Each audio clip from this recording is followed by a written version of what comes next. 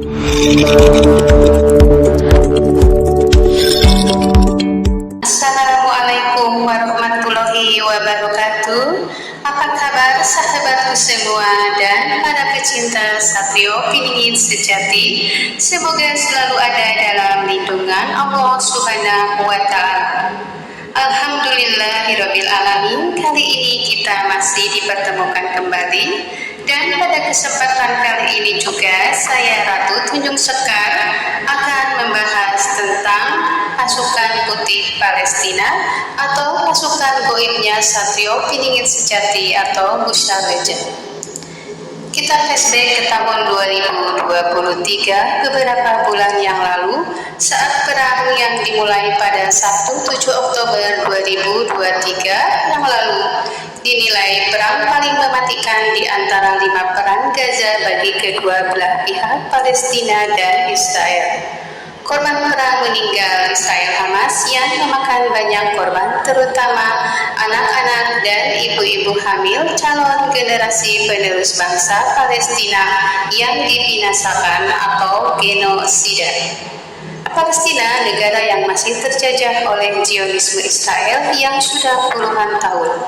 Saudara kita Palestina yang tertindas kebebasannya di negeri sendiri. Mari kita dukung terhadap Palestina, karena mendukung Palestina adalah bagian yang tidak terpisahkan dari amanat Undang-Undang Dasar 1945. Penjajahan di muka bumi ini harus dihapuskan karena tidak sesuai dengan pri kemanusiaan dan pri keadilan. Untuk menghapuskan penjajahan dan melaksanakan ketertiban umum berdasarkan pada kemerdekaan, perdamaian abadi, dan keadilan sosial. Mari kita bersama berdoa semoga Allah Subhanahu wa Ta'ala memberikan kebebasan, kemenangan, dan kemerdekaan bagi Palestina. Sejauh apapun jarak kita, kekuatan doa pasti akan sampai. Amin. Baiklah sahabatku semua, pasti pernah mendengar pasukan putih atau pasukan goib yang selalu membantu perjuangan Palestina. Sahabatku semua, pasti ada yang bertanya-tanya, siapakah pasukan goib itu? Baiklah, pada kesempatan ini juga saya akan membahasnya dengan menanyakan langsung ke sumbernya, yaitu Bushra Legend atau Satrio Piningit sejati. Karena saya mendengar berita-berita burung dari orang-orang alim, apakah benar kurang lebih 3 atau 4 bulan yang lalu, Bushra Legend membawa pasukan goibnya ke Gaza dan ke Masjid Aqsa? Dan apakah ada cahaya Bushra Legend di Gaza? Pertanyaannya saya sampaikan pada beliau tadi malam di SM live streamingnya. Baiklah, mari kita simak bersama videonya. Oke, sahabat yang kita tanya seputar kegiatan saya selama tahun-tahun ini dan mungkin tahun 2004-2003 yang sedang bersama saya Bushra Legend atau Satrio Piningit sejati atau Nanang Haryadi. Silakan Anda boleh memanggil saya bebas. Ya, mungkin Ratu Tunjung Sekar ada pertanyaan buat saya. Assalamualaikum warahmatullahi wabarakatuh. Selamat malam sahabat Star Maker semua. Selamat bergabung dengan live-nya Bushra Legend. Terima kasih yang sudah bergabung. Mungkin saya ada pertanyaan. Kurang keras, coba yang keras. Iya, ya. Bentar ya. Ini volumenya. Iya. Ini udah full sih volumenya. Bentar. Ya udah nggak apa-apa, silakan. Sudah ada pertanyaan. Iya. Pertanyaan tentang seputar itu ya, Palestina yang kebetulan saya lagi pakai logo Palestina dan itu Indonesia. kan Apa silakan. 2023 ya, beberapa bulan yang lalu ya, 3 atau 4 bulan lah kurang lebih. Nah sampai sekarang juga itu kan perang masih berkecamuk ya. Saya mau bertanya Bushra Legend. Saya mendengar berita-berita burung dari orang-orang alim.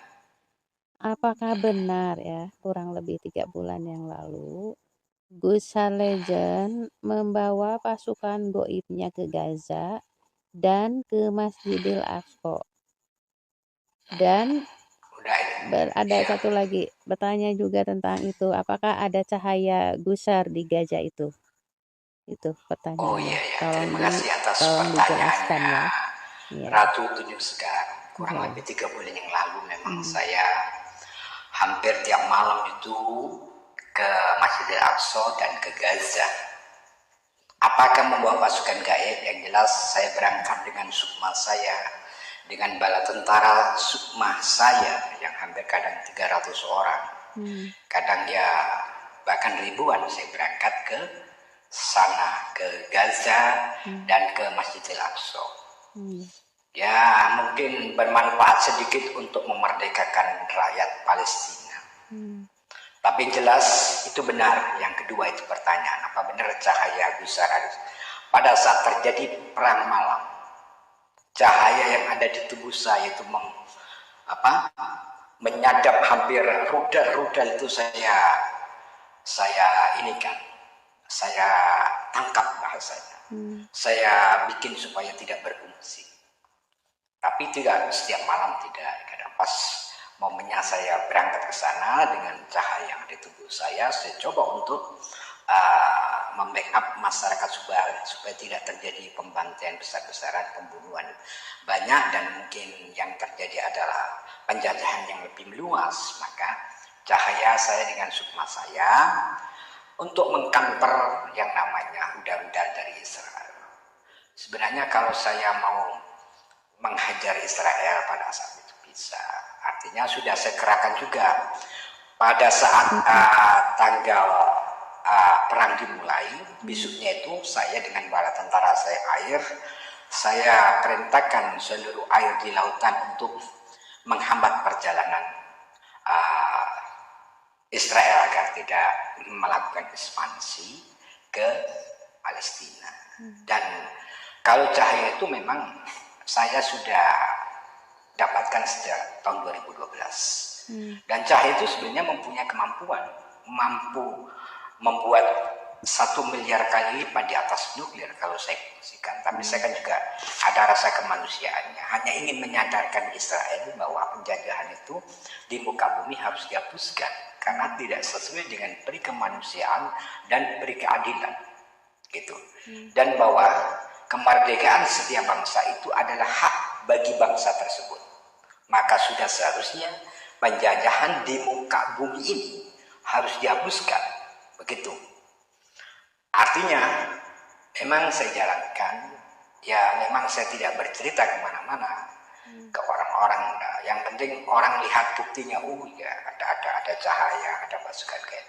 Kebetulan, saya hanya ingin menyadarkan, walaupun pasukan saya juga mungkin membunuh banyak, membuat cacat banyak pasukan Israel ya, dipotong tangannya, potong leher dan sebagainya, pasukan gaib itu ya. Itu hanya ingin menyadarkan bahwa pimpinan Israel dan sekutunya agar sadar bahwa penindasan terhadap manusia itu tidak diperbolehkan, termasuk ekspansi penjajahan suatu wilayah. Karena dalam sejarah bahwa yang namanya Palestina itu dulu tahun 1947 ada negara Palestina, negara Israel belum ada, belum direstui lah. Terus lama-lama tahun kok dia meluas. Ubahnya seperti Indonesia. Ketika Indonesia ini sudah wilayahnya dari Sabang sampai Merauke, tahu-tahu ada pendatang baru kita tolong, ya, karena mungkin dia terusik di Jerman sana pada saat itu ya, Israel dibawa bondong-bondong 10.000 orang oleh Inggris dan Amerika. Terus dia menguasai wilayah. Begitu juga sebagai metaforis kalau di Indonesia ini contohnya. Ada seseorang imigran terus kita tahu, terus lama-lama dia menguasai, mengambil pulau, terus dia mendirikan negara sendiri dan kita dijajah. Mungkin sampai tumpah darah penghabisan kita akan lakukan.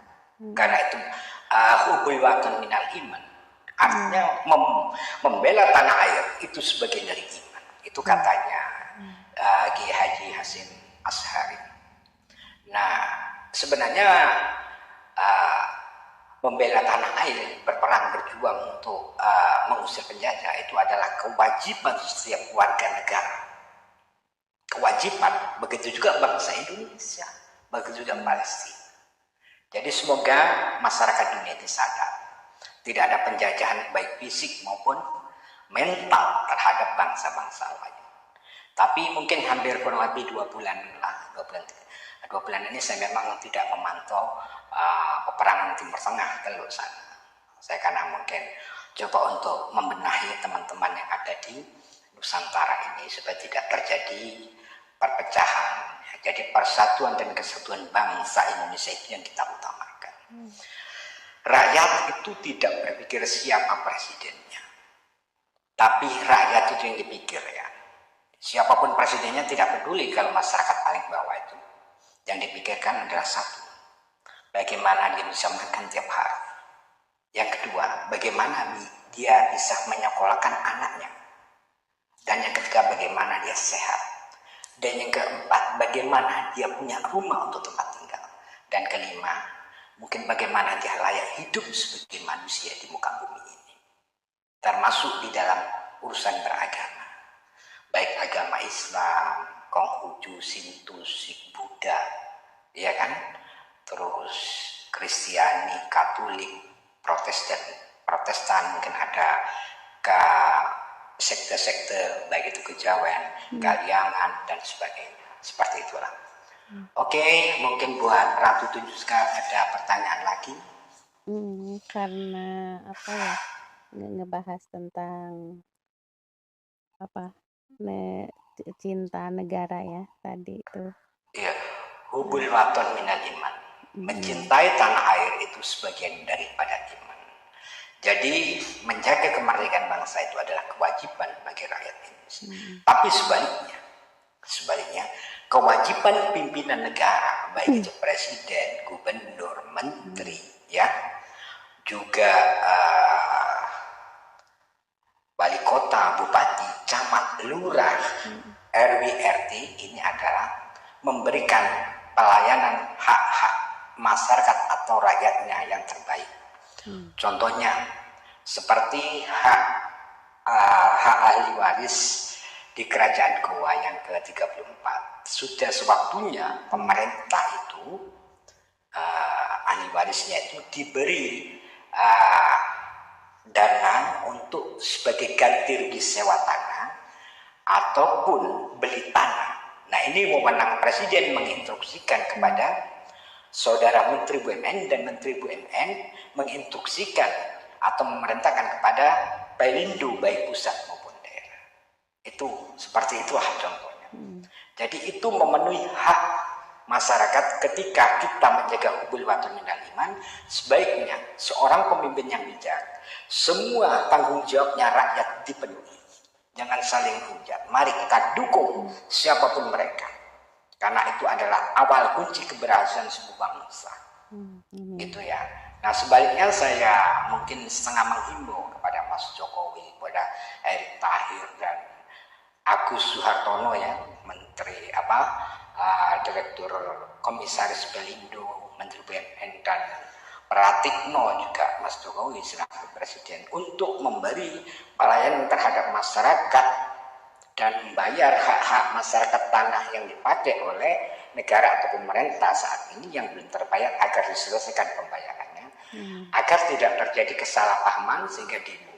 Kalau demonya rakyat masih mendingan, kalau demonya alam pasti bencana alam yang terjadi, gitu ya. Itu Ratu Tunjuska, semoga himbauan saya ini juga nanti disampaikan oleh teman-teman bersama saya Gus Legend. Ada pertanyaan lagi? Udah cukup kayaknya, udah jelas. Oke. Pembahasan kali ini semoga bermanfaat, bisa menjadi pencerahan atau pembelajaran dan menambah wawasan bagi kita semua. Saya ucapkan juga terima kasih bagi sahabat Star Maker semuanya yang sudah mampir ke live-nya Gus Legend. Semoga diberikan kesehatan, kebahagiaan, dan kesuksesan selalu. Lanjut lagi Gus. Oleh karena itu, karena tanya jawab tadi sudah selesai, tidak ditanya lagi, maka sebaiknya kita tutup ya. Buat sahabat-sahabat, kita closing untuk live ini. Apabila ada kebenaran, itu datangnya dari an-nuru ala nuri, al-haqqu ala haqqi, ad-dhahiru ala dhahiri, nyata di atas maha nyata. cahaya di atas cahaya, dan benar di atas maha benar.